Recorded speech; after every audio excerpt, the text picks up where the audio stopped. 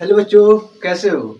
I hope आप सब अच्छे होंगे और अपनी एग्जाम की प्रिपरेशन अच्छी तरह से कर रहे होंगे। हर बच्चे का ये मन में प्रश्न उठता है कि भाई हम एग्जाम में कैसे लिखें।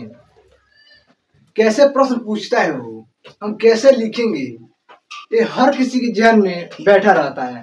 तो आज हम उस सारी समस्याओं का हल करने वाले हैं।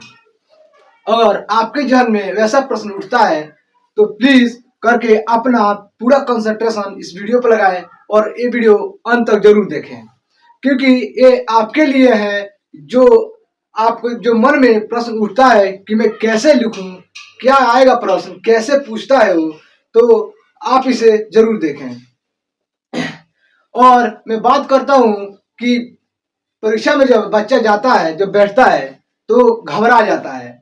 क्यों? क्योंकि वो नहीं जान पाता कि परीक्षा में जब प्रश्न पूछता है वो किस तरीका से पूछता है, अबे हल किस तरीका से देना है। वो नहीं, उसको पता ही नहीं होता है, जो किसी को उसको बताता ही नहीं है कि वह प्रश्न कैसे पूछता है। और वह बच्चा जब परीक्षा में बैठता है, क्यों ना वो अच्छी तरह से पढ़ा हो, फिर भी वह घबरा जाता है और घबराने के कारण बहुत बहुत कुछ भी वह गलतियां कर बैठता है।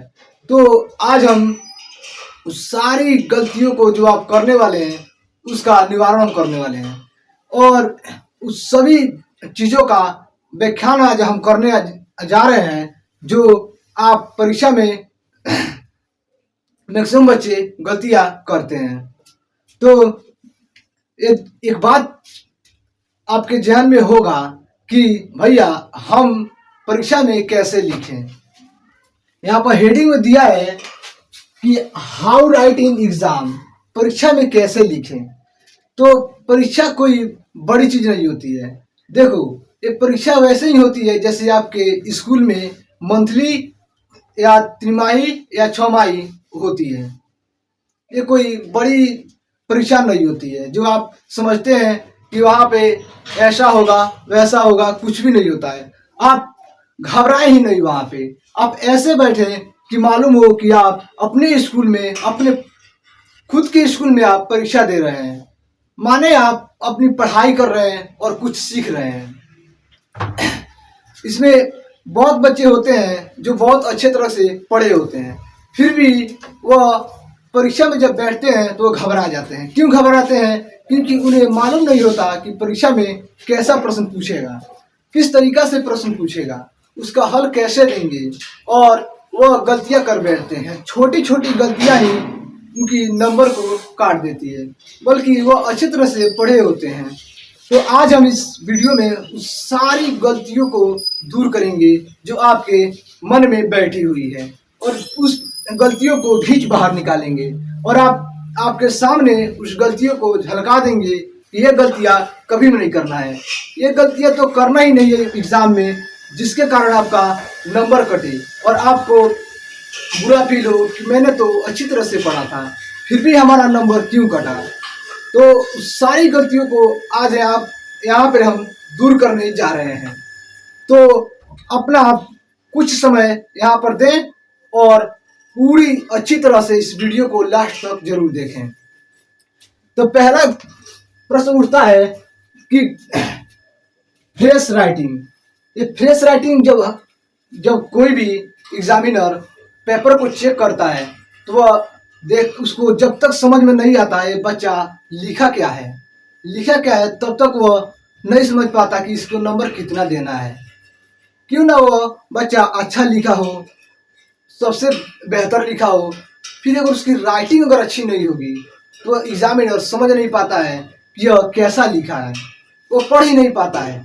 तो हम लोगों को क्या करना है, अपनी राइटिंग को, अगर अच्छा भी राइटिंग नहीं है कोई बात नहीं है, लेकिन उसी में भी अपनी राइटिंग को कुछ प्रॉपर तरीके से बेहतर बनाना है, कुछ प्रॉपर तरीके से बेहतर बनाना है ताकि अगला कोई व्यक्ति समझ सके। क्योंकि एग्जामिनर किसी के घर का थोड़ा ही होता है, वो तो अपना बस वो कॉपी आगे सामने होती है और वो होता है और डिसाइड उसे लेना होता है। हम वहाँ पर प्रेजेंट नहीं होते हैं, हमारे ज्ञान की कोई से मतलब नहीं है, बस हमारा ज्ञान उस कॉपी में है और उस कॉपी को वो देख कर समझता है कि बच्चा कैसा है, कैसा लिखा है।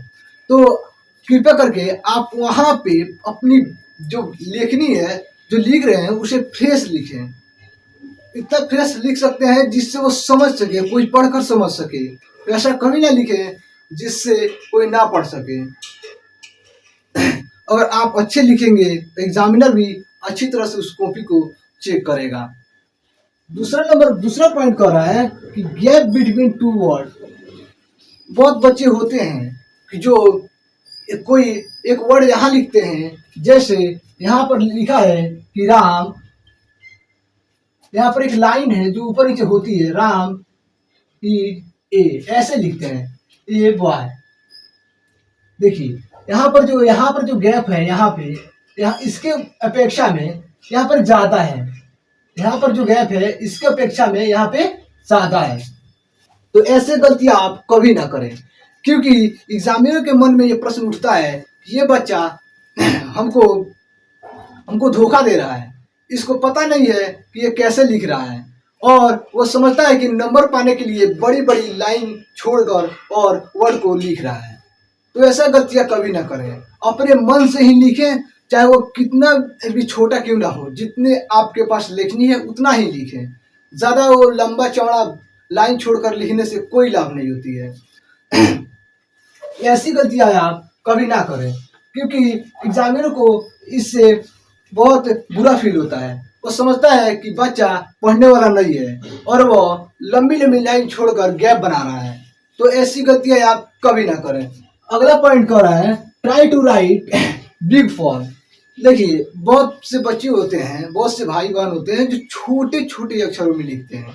इतना छोटे लिखते हैं कि अगर क लिखा जाए, अगर क लिखा जाए इस तरह और ख लिखा जाए तो आपस में सट जाती है, पूर्णतः दिखाई नहीं देती, वो फ्रेश दिखाई नहीं देती है। जब एग्जामिनर को अच्छी तरह से दिखाई नहीं देगी तो कैसे समझ पाएगा ये लिखा क्या है, तो कैसे समझ पाएगा कि बच्चा कह क्या रहा है, इस प्रश्न का हल दिया कैसे है, वो नहीं समझ पाता है। तो समझेगा ही नहीं तो वो नंबर कैसे आपको देगा, कैसे वो दे सकता है, नहीं दे सकता है। तो आप ऐसे लिखे जो उसको समझ में आए। जैसे यहाँ पे यहाँ पर छोटे फॉर्म में जो लिखते हैं उसको थोड़ा सा आप बड़े बनाएं। बड़े बनाने से क्या होती है, आपकी राइटिंग भी वहाँ पर अच्छी दिखाई देती है। अगर आपकी राइटिंग थोड़ा सा खराब भी है तो आप अगर बड़े लिखेंगे तो वहाँ पर एग्जामिनर समझ जाएगा और पढ़ लेगा, उसे थोड़ा सा पढ़ सकता है और समझ सकता है वहाँ पर लिखी क्या है।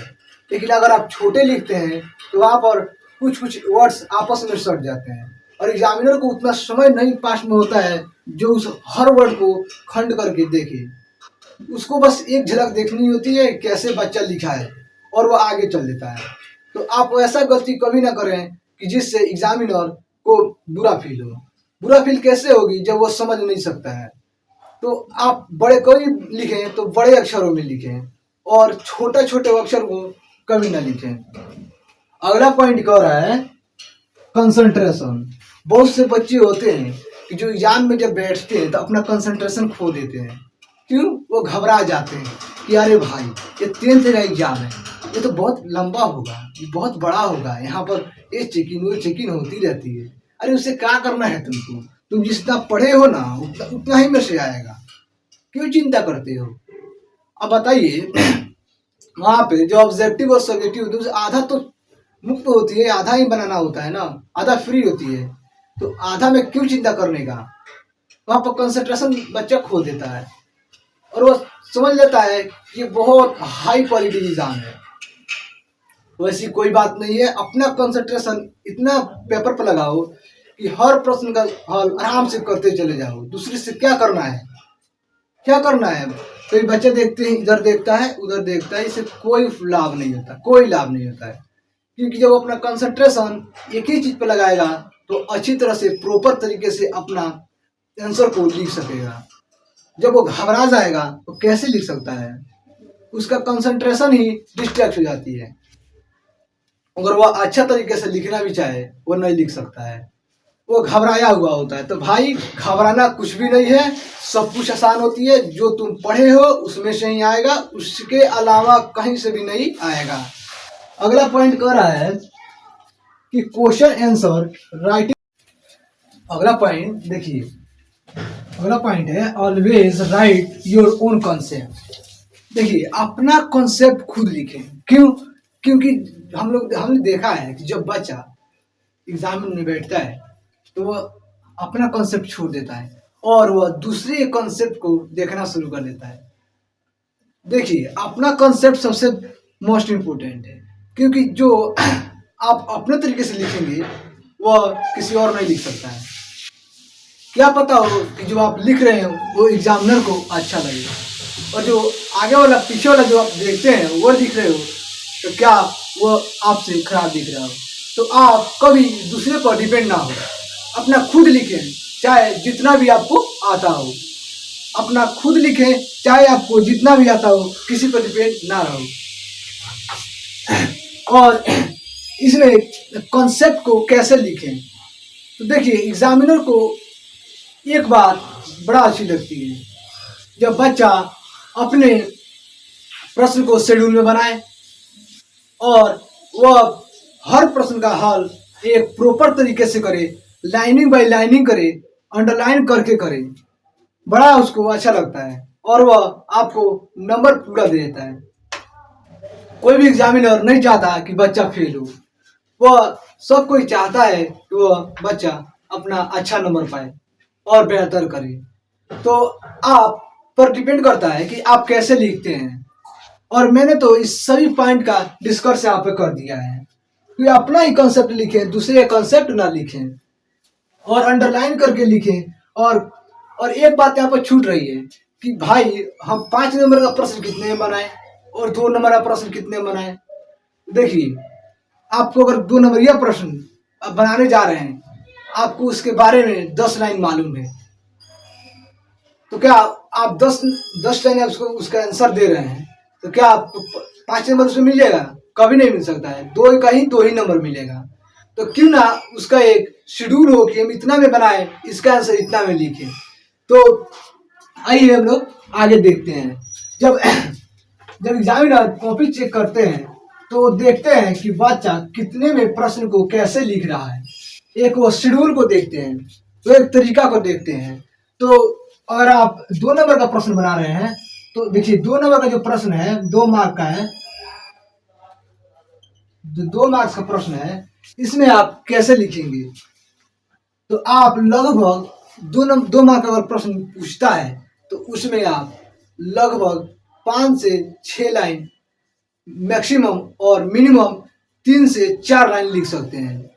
आप पूरा 10 या 15 लाइन का कभी ना लिखें। आपको क्यों ना मालूम हो, क्योंकि वहाँ पर समय को भी देखना होता है और 5 नंबर की प्रश्न भी बनाना होता है। तो आप 2 नंबर का प्रश्न वहाँ पे 3 से 4 लाइन या 5 से 6 लाइन में इतना में ही निपटा दें, उसके आगे आप ना बढ़ें। और आता है 5 नंबर प्रश्न को कैसे लिखें। तो 5 नंबर प्रश्न को आप लिखने का तरीका है, अगर वह किसी भी जो प्रश्न दे फॉर्मूला दिया है उसको सिद्ध करना हो, तो अगर आपको सिद्ध करना प्रॉपर तरीके से आता हो, अगर आप जल्दी सिद्ध कर पाते हो तो वो सिद्ध कर लीजिए। अगर आपको नहीं आता है तो फिर लिखने के लिए भी आता है तो उसे आप लिख सकते हैं। लेकिन अब तो ये मालूम नहीं होता है कि कितने लाइन में उसको लिखना होता है। देखिए 5 नंबर का अगर प्रश्न पूछे तो उसको लिखने के लिए लगभग आप 15 या 14 लाइन लिख सकते हैं, इससे ज़्यादा ना लिखें। क्यों? क्योंकि आपको समय भी देखना होता है। और मिनिमम अगर लिखना है तो 10 से 12 लाइन लिख सकते हैं, इसमें आपका कोई भी नंबर नहीं कटेगा अगर आप उसमें पूरा कॉन्सेप्ट लगाते हैं तो। नहीं तो बच्चा क्या करता है कि कॉन्सेप्ट को न लिख कर वो पूरा भर पाना लिख देता है, उससे एग्जामिनर कोई फर्क नहीं पड़ता। अरे भाई कॉन्सेप्ट तो उसमें लगाओ, कॉन्सेप्ट अगर अच्छा उसमें बैठ रहा है आपका और आप कितना भी कम भी लिख रहे हैं ना, तो एग्जामिनर को समझ में आ जाएगा ये बच्चा पढ़ने वाला है, भले समय के अभाव में ये कम लिखा हो। लेकिन अगर आप कॉन्सेप्ट नहीं लगाते हैं और बड़ा लिखते जाते हैं तो उससे एग्जामिनर को पता चलता है ये नंबर पाने के लिए लिखा है, वो समझ जाते हैं वो। तो आप कभी भी ना सोचें कि हम बड़े बड़े लंबे लंबे लाइन लिखें और हमको एक नंबर मिल जाए, ऐसा नहीं होता है। आप छोटा सा लिए कॉन्सेप्ट को उसमें जोड़ें, कॉन्सेप्ट आपके पास रहेगा, एग्जामिनर समझ जाएगा और आपको नंबर देगा। ठीक है, मैंने सारी बातों को जो आपको आपके जहन में थी उस गलतियों को मैंने उजागर किया है। और आप कमेंट में कीजिए कि और भी कौन सी आपके पास गलतियां है जिसका निवारण हम कर सकते हैं। तो देखिए बच्चों, यहाँ पर मैंने तो नंबर की बात कर दी। ये सारी बातें क्या थी, परीक्षा में नंबर कैसे पाए। लेकिन ये हमेशा याद रखें, नंबर जीवन में मायने नहीं रखती है। आप कितना बेहतर बनना चाहते हैं नंबर नहीं डिसाइड कर सकती है। आप खुद प्रॉपर तरीके से अपने आप को बेहतर बना सकते हैं। चलिए, मैंने इस सारी गलतियों को दूर किया और आपके जहन में जो भी अगर प्रश्न उठे उसे आप कमेंट कर सकते हैं।